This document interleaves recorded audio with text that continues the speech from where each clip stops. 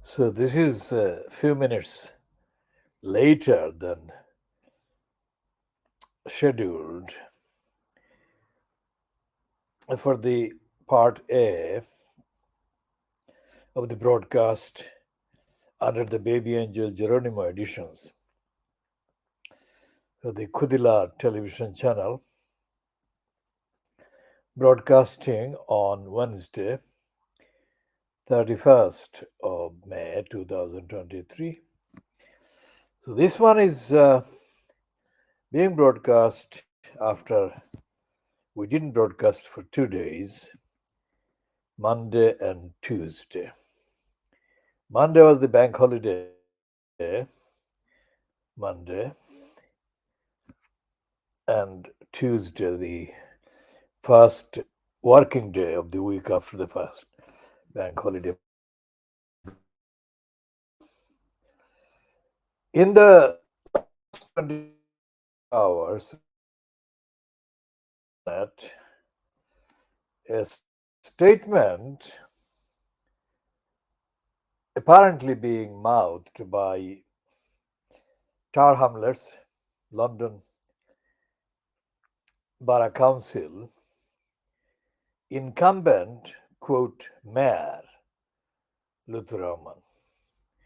This appears to have been published or actually made on the occasion of the latest so-called election, the mayor, took place on the 5th of May.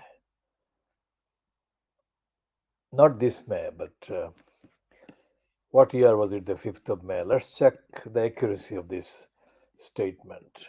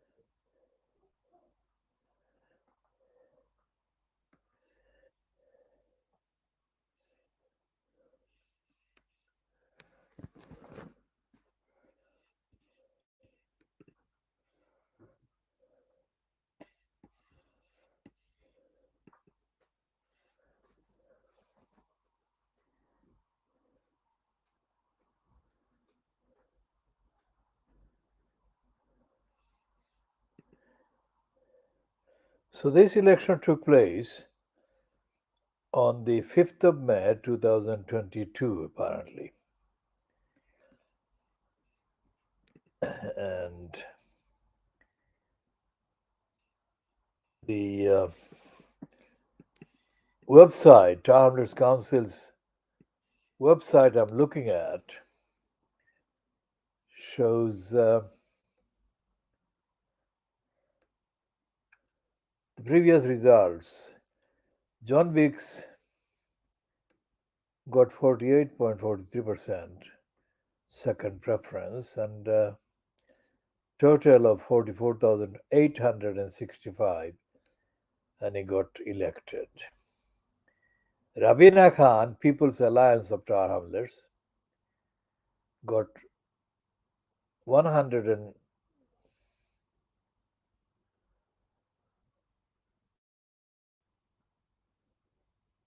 no, 16,878, obviously not elected.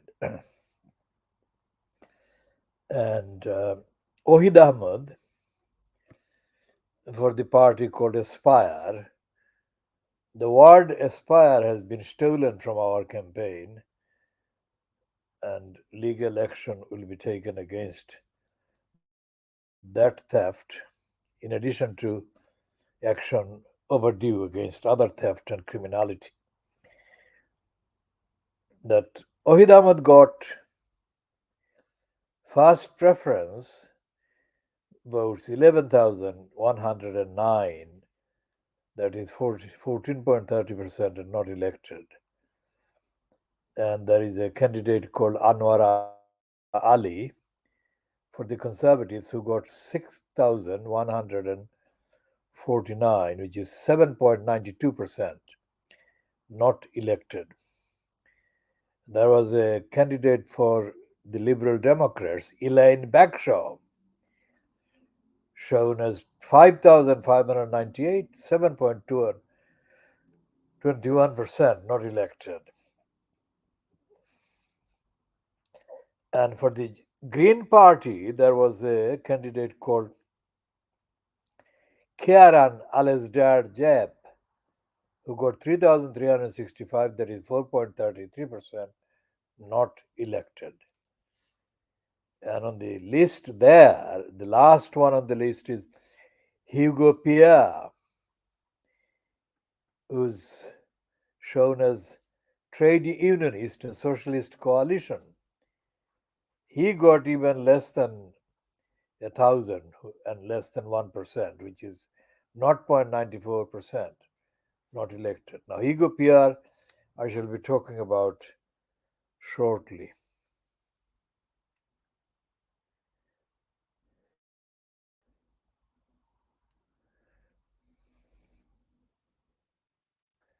So that was the election, the previous election that took place on the 3rd of May 2018.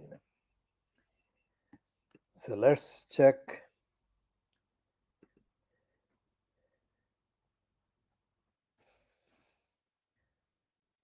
the one for the 11th of June 2015.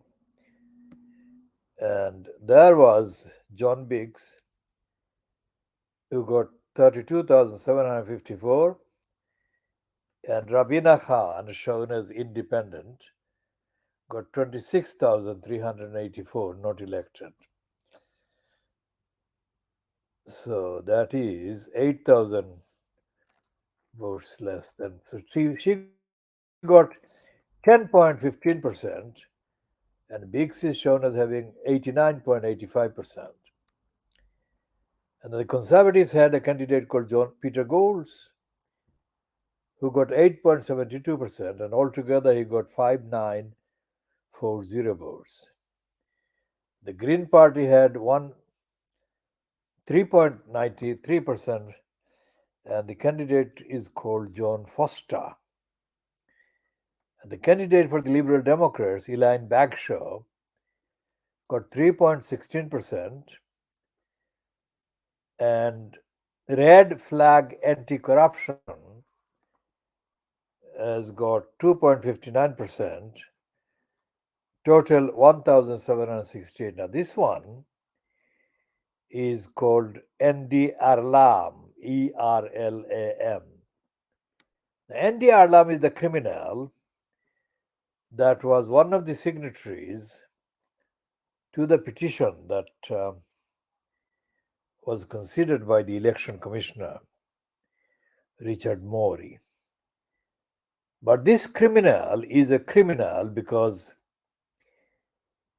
if the council, termless council, is corrupt, because he has said that it is corrupt, why the fuck does he think that his getting elected, that is a theory, of course, would make any difference? And this shitbag and the alarm has done fuck all. In the time between 23rd of April 2015, when the so-called election commissioner, Richard Morey, the licensed law trader, now called a King's Counsel, and now, because Morey's ruling against Lutfur Rahman, let's read that accurately again.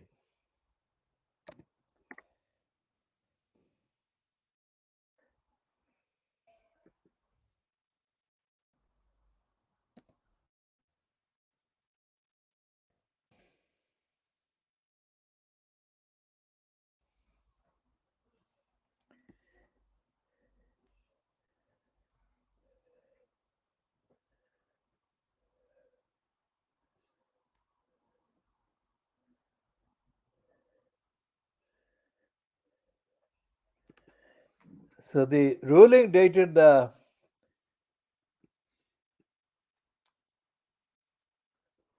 23rd of April 2015 reads as follows. The first one, the introduction.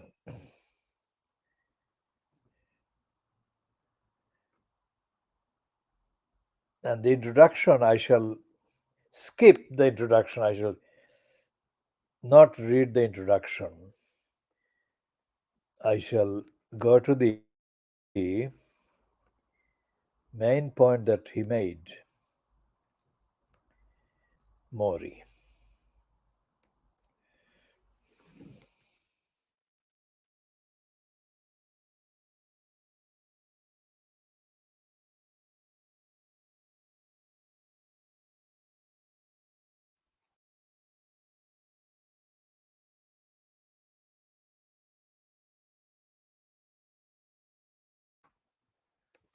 Now, at paragraph 61 of Richard Mori, which is headed the law, corrupt and illegal practices, most election petitions concentrate on one aspect of corrupt and illegal practices.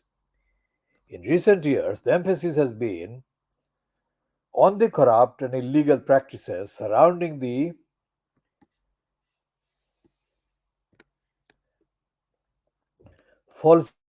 falsification of votes, particularly postal votes. Now, as a footnote to that phrase, postal votes.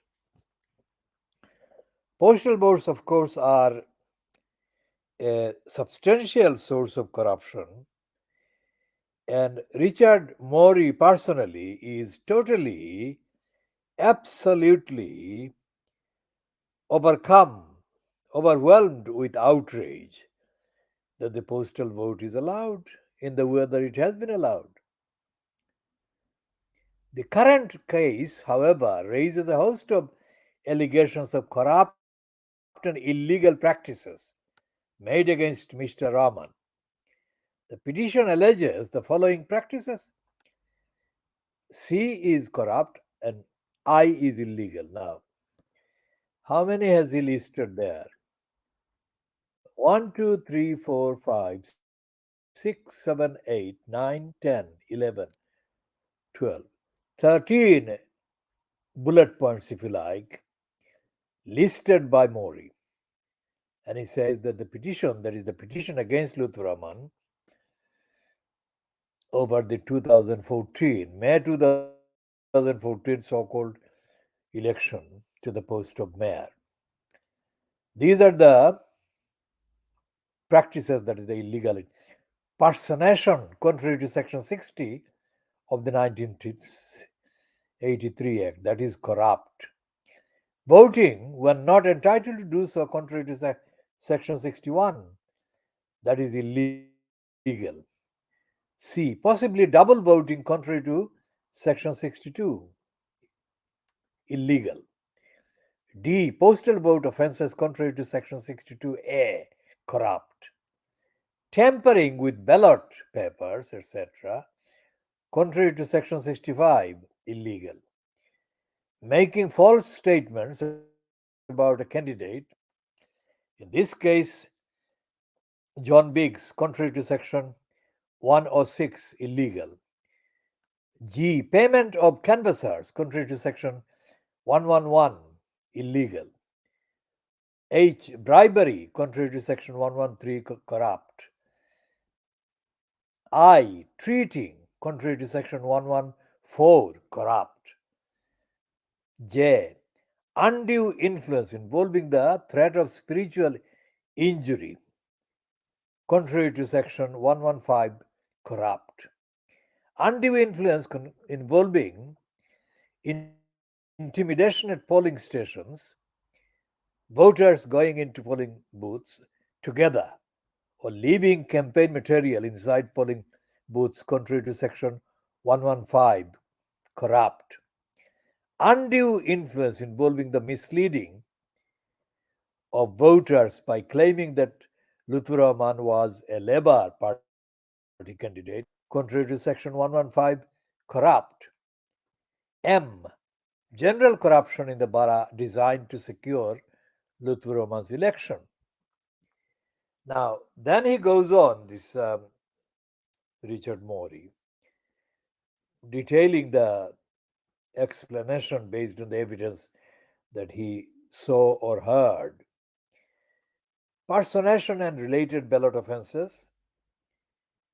And he goes on into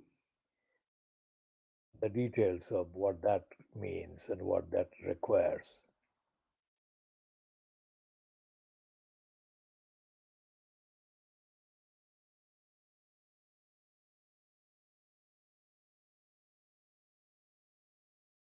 So, this is a finding that is based on the evidence that he saw, and this is dated the 23rd of April 2015. Now, the reason why I'm devoting this updater comment on the lying statement that Lutfur Rahman made in the video, praising Ken Lyingstill Livingstone,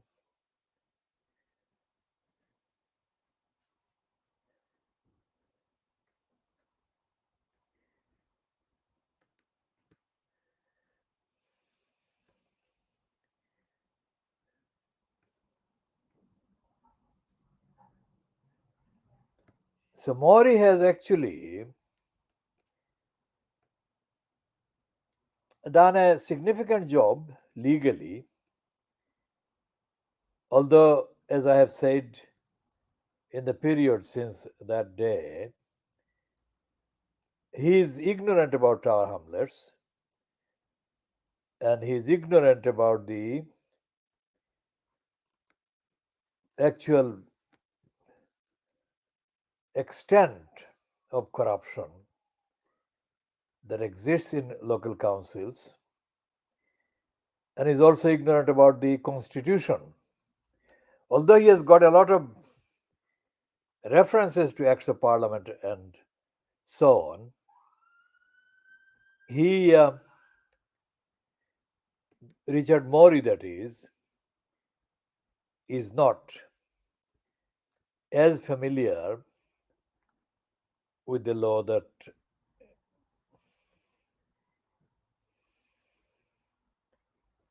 he should be familiar with.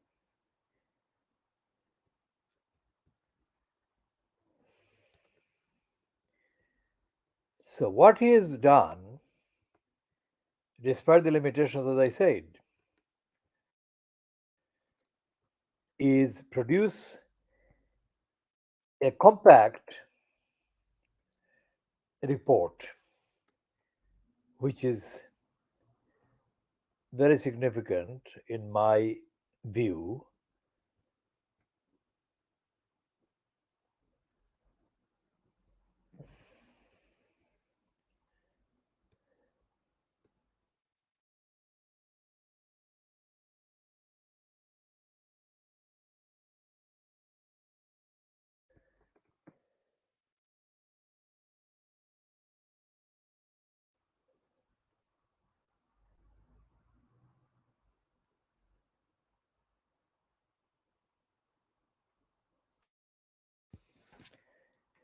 And it is absolutely important for democracy, ethics, and morality because it covers so many aspects of the corruption that dominates Tower Hamlets and has dominated Tower Hamlets.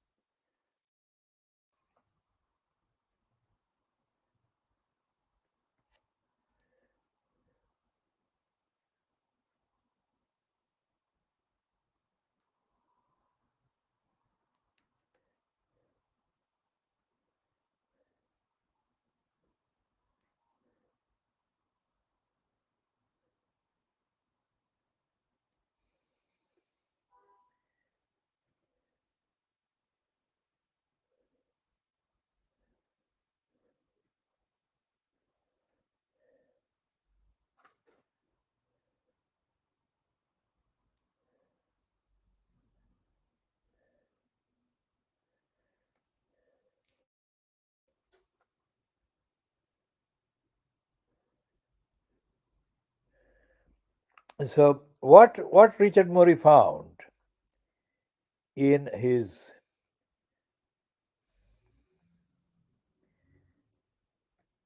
examination of the evidence of the petition in support of the petition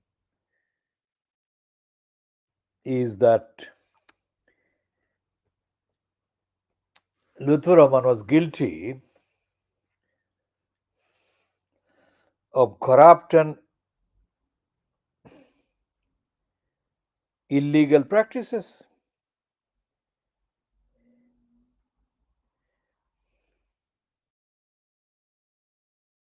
And then he talks about Alibor Chaudhry.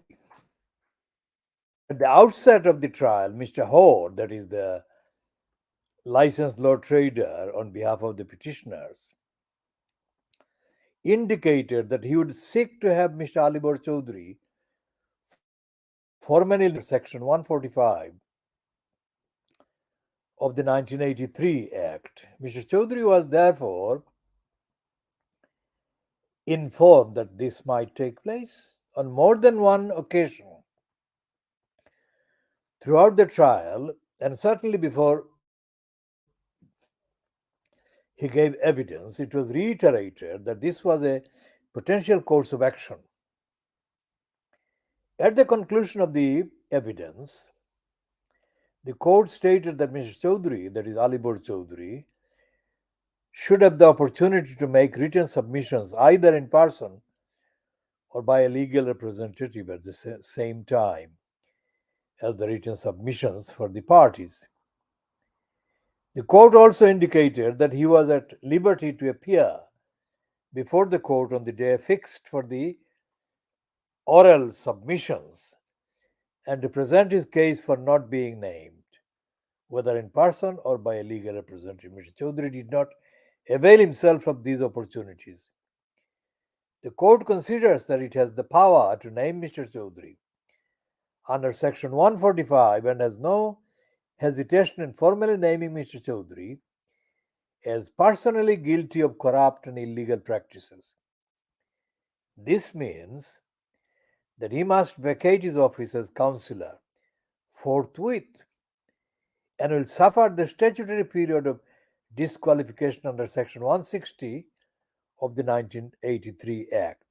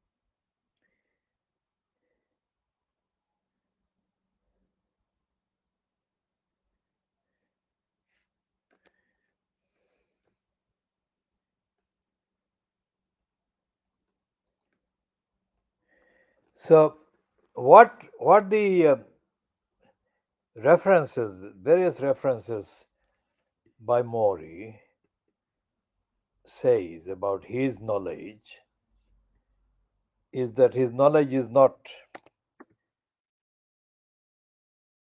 of an acceptable standard to my understanding, and it could not be. And he is racistly biased, ignorant about the general dominance of racism in society and also about racism in Tower Hamlets.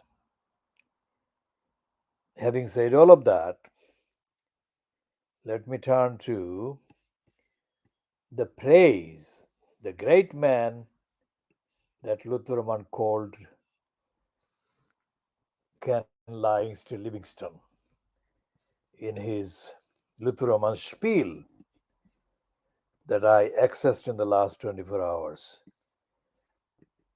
Now, what Lutfur Rahman said was a pack of lies. That shows that Lutfur Rahman hasn't understood anything about elections, anything about the duties of the local councillor or of local councils.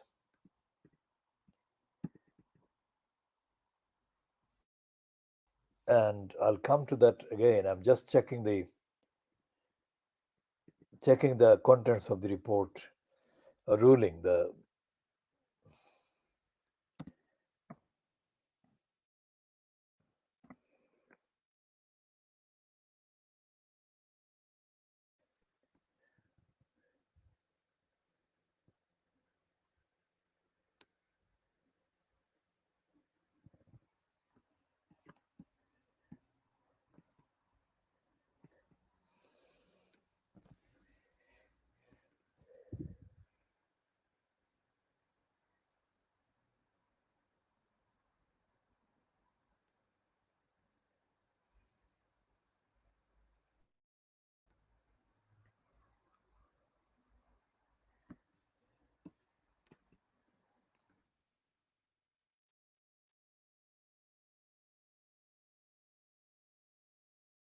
and what Maury says about John Williams is again evidence of his Maury's alarming ignorance about Tar Hamlets Council and about the society, about the community. And he doesn't know, Maury, that is, he doesn't know at all the extent of criminality and corruption and illegality that John Williams perpetrated while he was in post during the period of Lutfur Rahman as the incumbent in the post of elected mayor. Now, every time I say mayor, has to be deemed to be said within quotation marks. Now, going back to Lutfur Rahman's praise, this great man, let's check.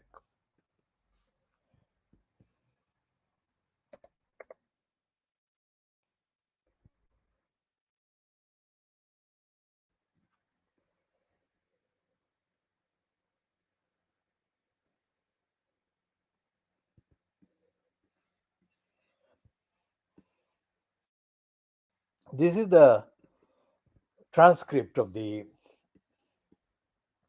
statement that is contained in the video of Lutfur Rahman speaking. This is what he said, and it's quote: I took a lead from this great man, Ken Livingstone. His London plan. His plan for London is plan for housing for London. It's fantastic. It's one of the best ever. Now, that is the quote. And then after that, I have read earlier this morning, lying still, Ken Livingstone was standing not far from liar Lutfur Rahman when the liar Lutfur Rahman lied, praising the lying still Livingstone. Now, why I call Lutfur Rahman liar is not because this infant is not a liar and I am trying to add a negative adjective against his name. This is a child, to me, it is a child because I have been actively organizing, diagnosing, coordinating ethical, moral activities since long before he was conceived, biologically conceived. And this liar's record is included in the narrative, in the records of the community. that I defend and I have been defending as the main group of people. So it is important to get the facts right. This liar, Lutfur Rahman, obviously has either got himself into a mode of denial about what I do and what I have been doing in opposing liars in positions of leaders of the GLC or the mayor of London, for example, Ken Lyingstill Livingstone. I am the only person on the face of the earth who interrupted several hundred events, small and not so small, that Ken Lyingstill Livingstone was at the center of as part of the propaganda for himself. And I did this during the period 1981. The May 1981 Greater London Council election was followed by the coup staged by the liar Ken Lyingstill Livingstone, supported by Bryn Davies, who was briefly appointed leader of the Inner London Education Authority, which constitutionally was a part of the Greater London Council, a committee of the Greater London Council called the Education Committee. And from the time that Ken Lyingstill Livingstone staged the coup against the actual leader of the Labour Party group on the GLC, I became dedicated to examining the evidence of Ken Lyingstill Livingstone's behavior. And I continued that until almost the day when the Greater London Council was constitutionally, organizationally scrapped at the County Hall in London South East 1, which is opposite on the River Thames, on the other side of the River Thames, facing the Palace of Westminster, that houses the two houses of the UK Parliament, House of Commons and House of Peers.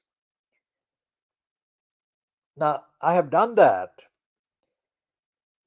as an integral part of my own character, my own dedication to upholding the truth and campaigning for justice. But I've also done this for the benefit of humanity across the world. Because Ken Lyingstill Livingstone, because of the role of the British Empire, Ken Lyingstill Livingstone has infected the propaganda fabric that contains Britain, United Kingdom, in the last 50, 60 years. Because Ken Lyingstill Livingstone started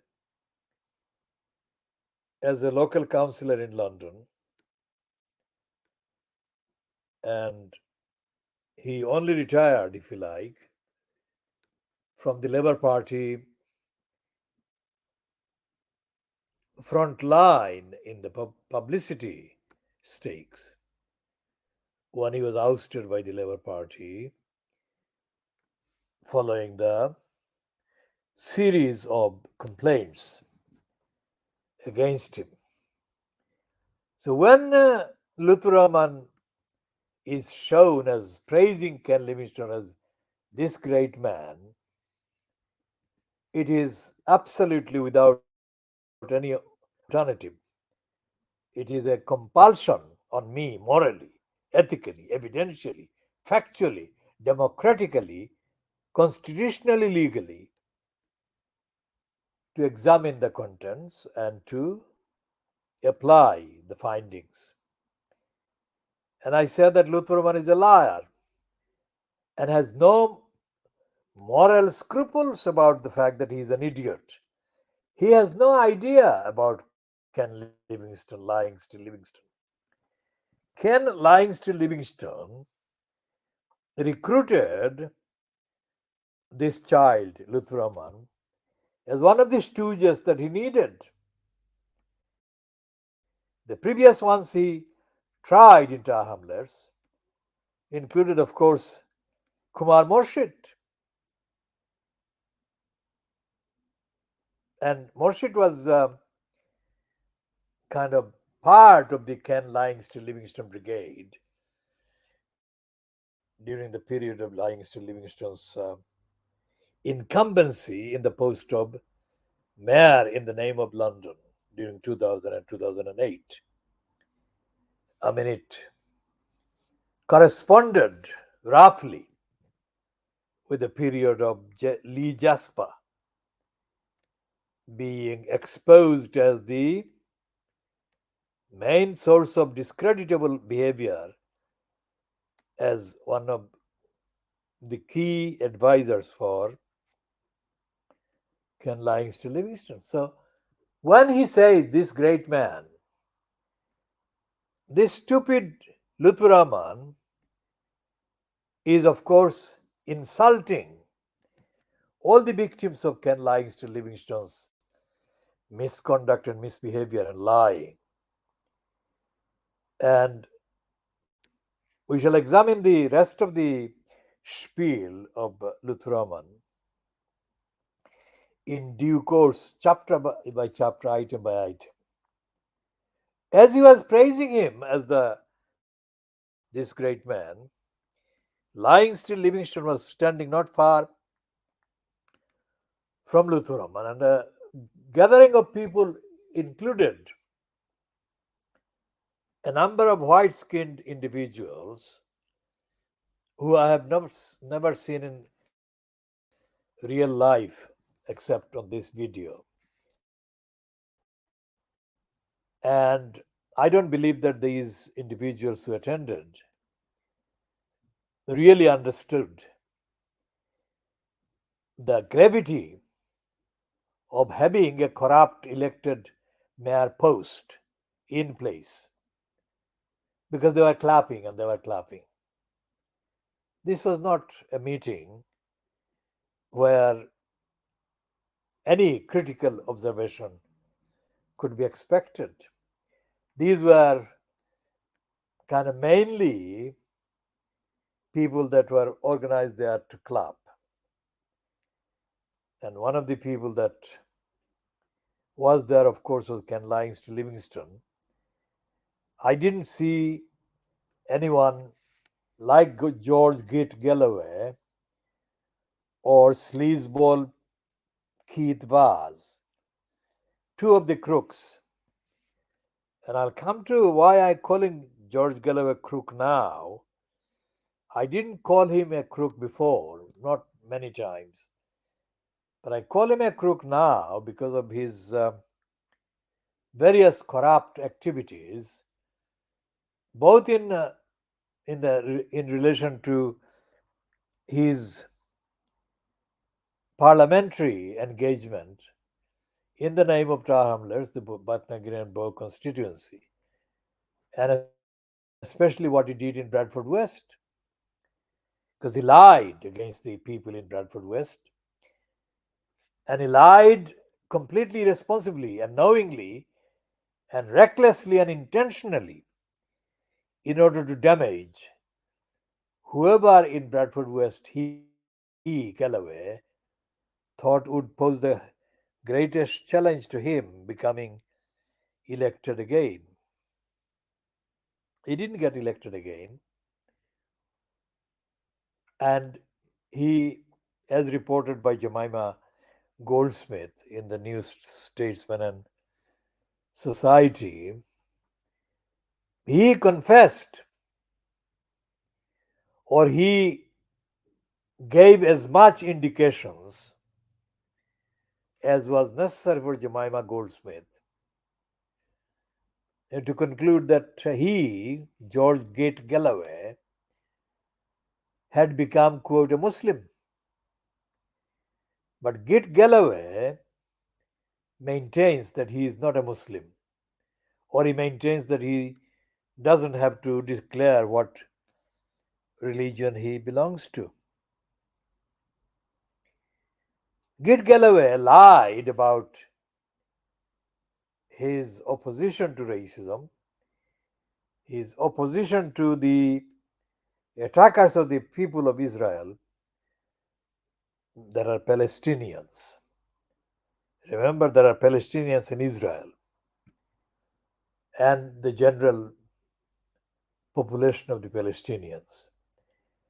And he lied about the claim that he is against racism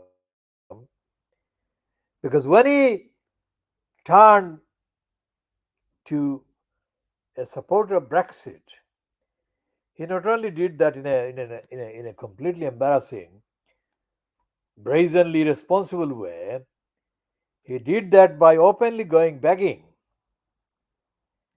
for Nigel Nasty Farage to accept him. Galloway left all responsibility, sense of allegiance to the people of Bethnal Green Bow when he became a Brexiteer, not because he was a Brexiteer, but because he then condoned some of the United Kingdom's worst racists and anti Muslim inciters. And he has not apologized. So I didn't see George Galloway there, and I didn't see Sleaze Vaz. Now, in 1989, I think, Sleaze Vaz was forced to apologize to me in public at a public meeting after I had kindly advised him that he would not be able to leave the premises without apologizing to me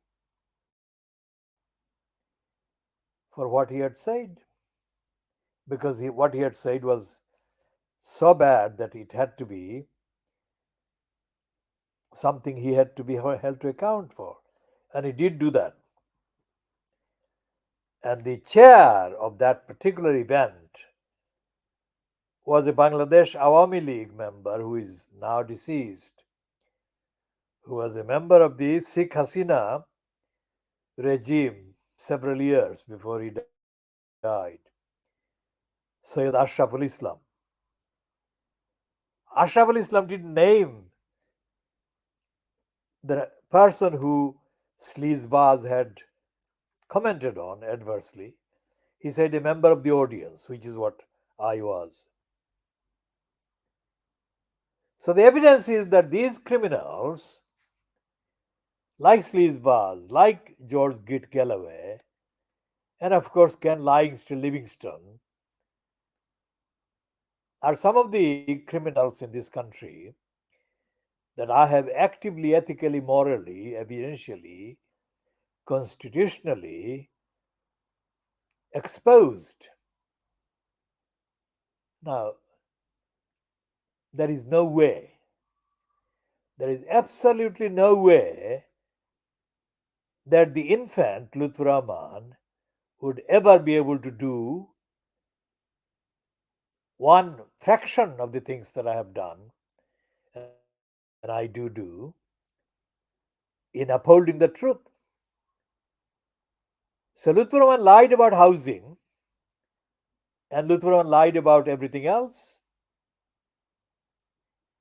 And Lutfur Rahman craftily stole a phrase that this child, Shamima Begum, has been associated with by the BBC in their podcast, where she is said to have said, I'm not a monster. And this is the exact phrase that the liar Lutfur Rahman stupidly uttered in his spiel.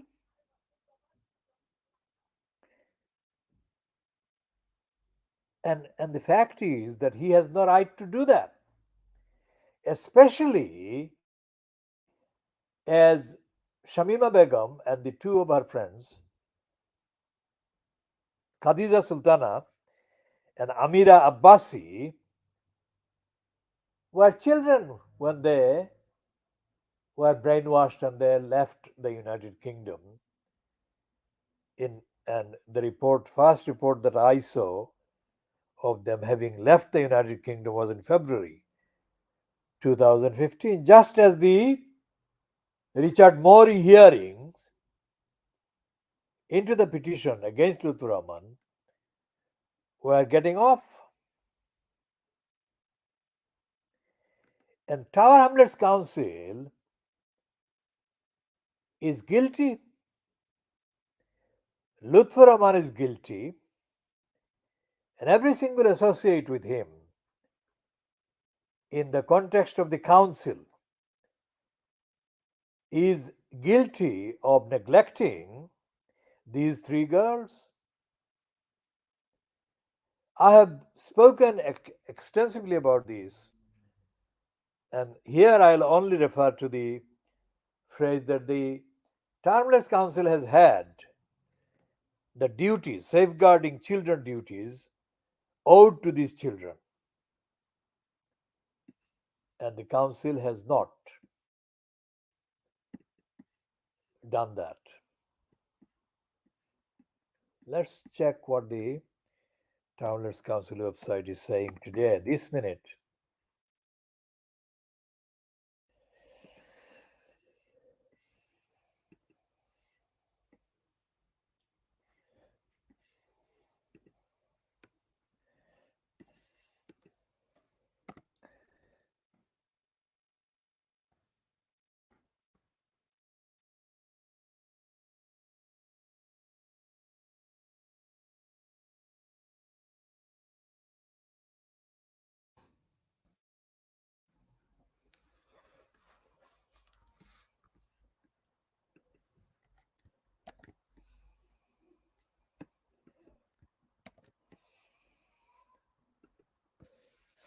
And when we focus on Shamima Begum, it says your search for Shamima Begum returned zero results. So let's see what they're saying about Khadija Sultana.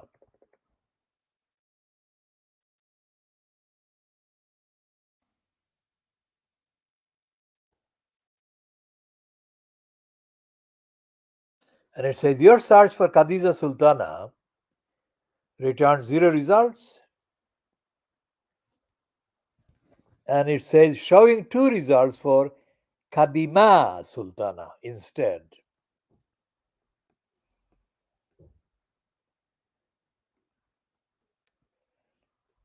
That is not what we are looking for. Then we say Amira Abbasi, let's say.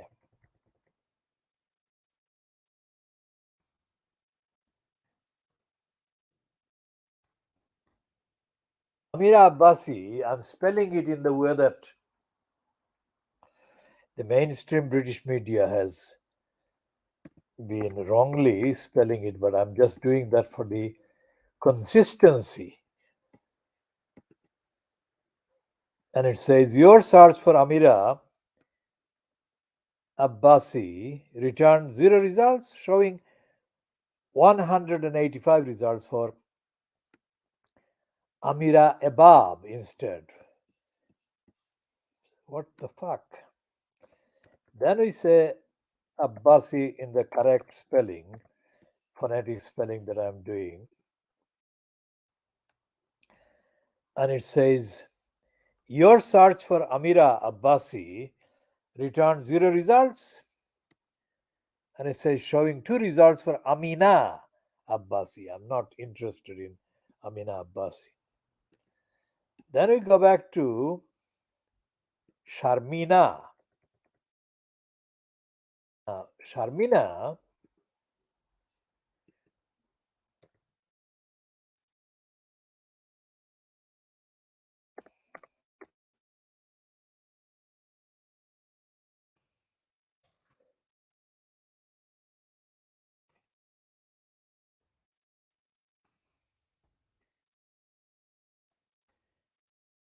Sharmina is spelled